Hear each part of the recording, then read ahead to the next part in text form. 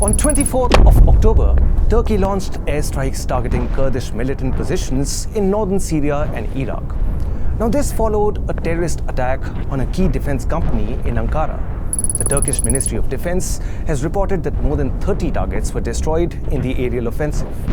This comes even as the Israel-Gaza conflict spreads into Lebanon and the Red Sea and threatens to push an already volatile West Asia to the very brink of disaster.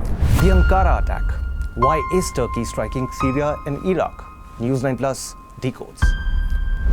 On 23rd of October, two militants set off explosives and opened fire at the headquarters of the Turkish aerospace industries near Ankara.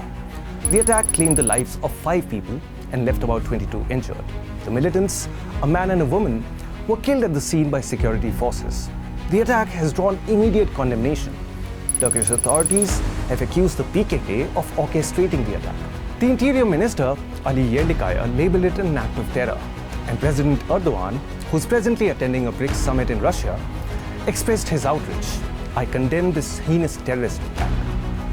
The PKK, which Turkey holds responsible for this attack, has waged an insurgency against the Turkish state for decades now. This latest incident has further inflamed tensions between the two, rekindling a conflict that has claimed thousands of lives since the 1980s. The Turkish Ministry of Defense has confirmed that more than 30 targets were destroyed in the aerial offensive, which struck suspected strongholds of the Kurdistan Workers' Party. While the ministry has withheld specific details about precise locations, the strikes are believed to have hit PKK bases in the Sinjar region of Iraq and areas controlled by Kurdish forces in northeastern Syria. These zones have long been used as safe havens by the PKK, allowing them to launch attacks into Turkey. So who are the PKK? The PKK, also known as the Kurdistan Workers' Party, was formed in the late 1970s and is part of a broader Kurdish independence movement that began after World War I.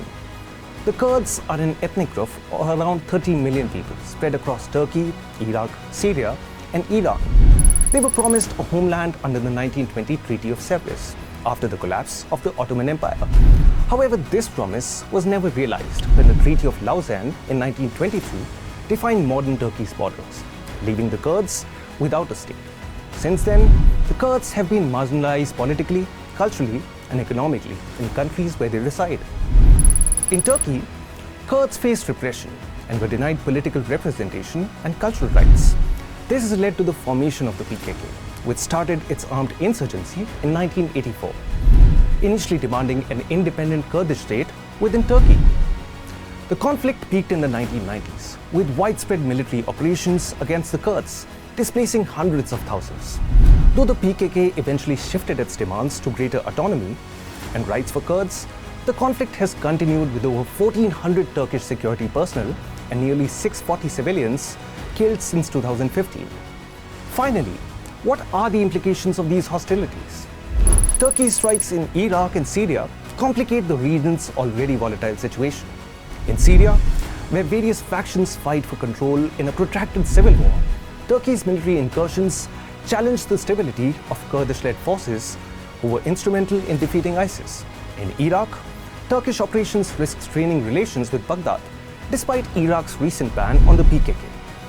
With Israel, Iran, the Houthis, Hezbollah, and Lebanon already on a war footing, Turkish military actions can only mean broader regional instability.